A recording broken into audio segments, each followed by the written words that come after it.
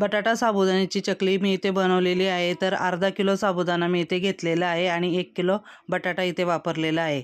तर यामध्ये साबुदाणा अगदी मोत्यासारखा दिसतो आणि वर्षभर तुम्हाला या चकलीचा आनंद घ्यायचा असेल तर अशा पद्धतीने हवाबंद डब्यामध्ये भरून ठेवायची आहे। तर चला रेसिपीला सुरुवात करूया। साबुदाणा इथे घेतलेला आहे मी एकूण 3.25 कप।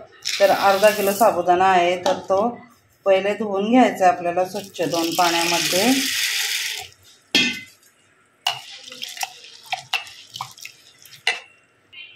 साबुदाणा इथे धुवून झालेला आहे तर यामध्ये पाणी घालून घ्यायचे साबुदाणा भिजेपर्यंत आणि यावरती झाकण ठेवायचं आणि रात्रभर याला भिजत ठेवायचे। दुसऱ्या दिवशी आपण याच्या चकल्या करणार आहोत। रात्री जे भिजत घातले होते तर ते आता मी झाकण काढून बघत आहे तर छान असे फुलले आहेत।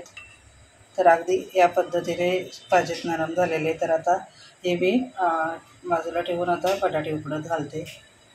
इथे अर्धा किलो बटाटे घेतलेले आहेत स्वच्छ धुवून। तर ती आता मी उकडून घेते। अर्धा किलो साबुदाण्याला मी 1 किलो बटाटे वापरत आहे। तर बरोबर प्रमाण आहे अर्धा किलो साबुदाण्याला 1 किलो बटाटे।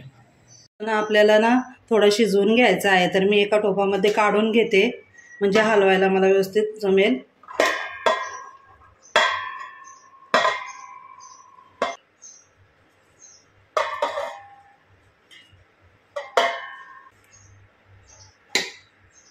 पाहू शकता किती मोकळा आहे इथे साबुदाणा आणि याला आपल्याला शिजवून घ्यायचं आहे म्हणजे मग जी चकली आहे तर ती मस्तपैकी अशी खुसखुशीत अशी होते। म्हणून मग इथे आता मी थोडं पाणी घेते घालून यामध्ये।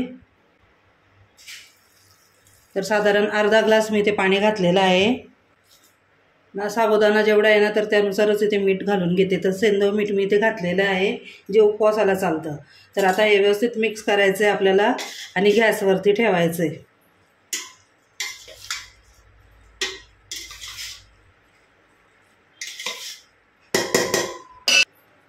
गॅसची फ्लेम आपल्याला मंद ठेवायची आणि त्यावरती झाकण ठेवून 5 मिनिटाला वाफ द्यायची आहे। मध्ये एकदा दोनदा आपल्याला त्याला व्यवस्थित मिक्स करून घ्यायचं आहे जेणेकरून साबुदाणा खाली लागू नये यासाठी।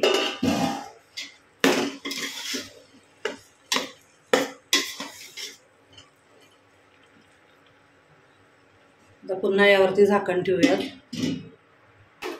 बटाटे उकडून त्याची साल काढून घेतलेली आहे। तर आता आपण ना किसणीवर त्याला किसून घेऊयात म्हणजे त्याची एक पण अशी गुठली राहणार नाही आणि चकली आपली एक संध अशी पडेल। तर इथे मी सर्व बटाटे या पद्धतीने किसून घेते।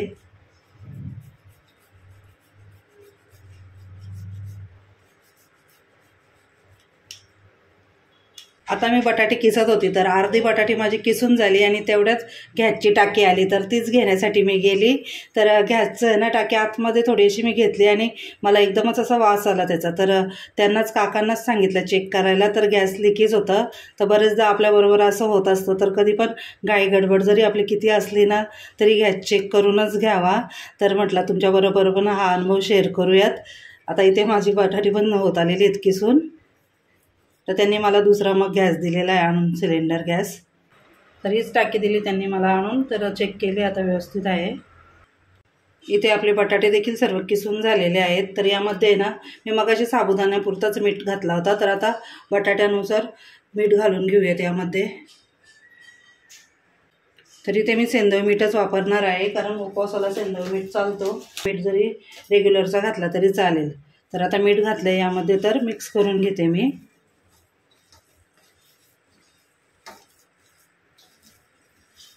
या चकल्या बनवताना बटाटे जास्त करून खूप जास्त ओव्हरकुक आपल्याला शिजून घ्यायची नाही आहेत। तर साधारण 90 ते 95% बटाटा शिजला पाहिजे।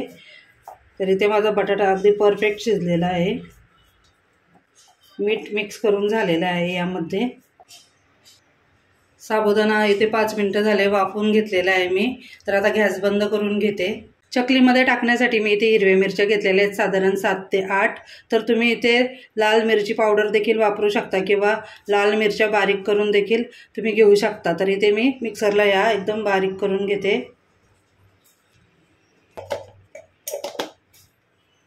साबुदाणे घेतले त्यामध्ये हिरवी मिरची जी मी वाटली होती तर ती टाकून घेते। इथे जर तुम्ही उपवासाला जिरं खात असाल तर जिरे कोथिंबीर यामध्येच वाटून घेऊ शकता।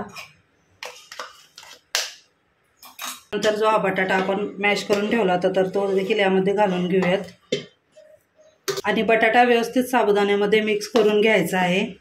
तर सुरुवातीला मी चमच्याच्या साहाय्याने याला मिक्स करून घेत आहे। त्यानंतर हे सर्व मिश्रण मी परातीमध्ये घेऊन हाताच्या साहाय्याने मळून घेते, म्हणजे सर्व बटाटा साबुदाण्यांमध्ये अगदी व्यवस्थित मिक्स होईल। परातीमध्ये मी सर्व मिश्रण काढून घेतलेलं आहे आणि हाताच्या साहाय्याने याला आता मिक्स करून घेत आहे। तर व्यवस्थित आपल्याला साबुदाणा आणि बटाटा एकजीव करून घ्यायचा आहे, म्हणजे चकली आपली व्यवस्थित एकसंध पडेल।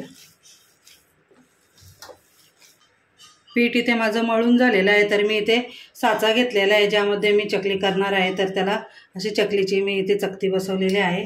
तर त्यामध्ये आपण साच्यामध्ये मावेल तेवढं पीठ जे साबुदाणा आणि बटाट्याचं केलेलं आहे तर ते भरून घेत आहे यामध्ये।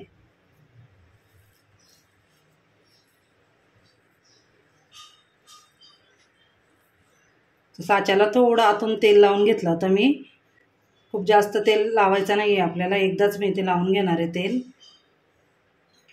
आता इथे साचा बंद करून घेते। मी सध्या तुम्हाला ताटामध्ये चकली पाडून दाखवते, त्यानंतर मी इथे टेरेसवरती जाऊन प्लास्टिक शीटवर चकल्या सर्व पाडून घेणार आहे आणि 2-3 दिवस मग आपल्याला उन्हामध्ये छान अशा सुकून देखील घ्यायच्या आहेत। तर आता इथे मी ताटामध्ये चकली तुम्हाला एक पाडून दाखवते, अजून एक दाखवते।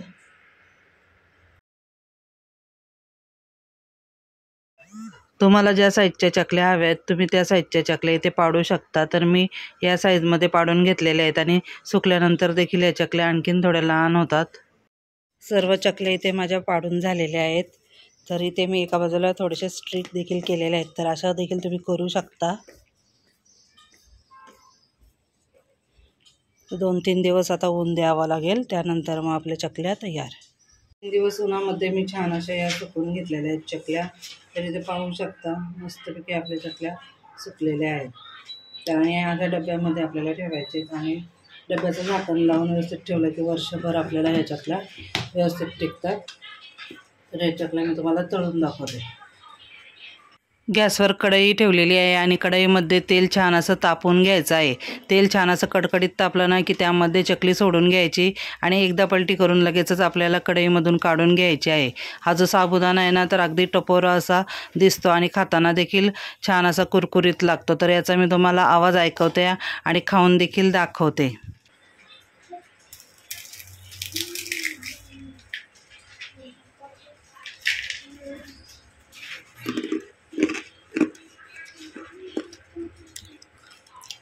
तुम्हाला ही बटाटा साबुदाणा चकली जर आवडली असेल तर माझ्या चॅनलला लाईक, शेअर आणि चॅनलवरती नवीन असेल तर चॅनलला सबस्क्राईब करायला विसरू नका। पुन्हा भेटूयात नवीन व्हिडिओमध्ये, तोपर्यंत बाय बाय।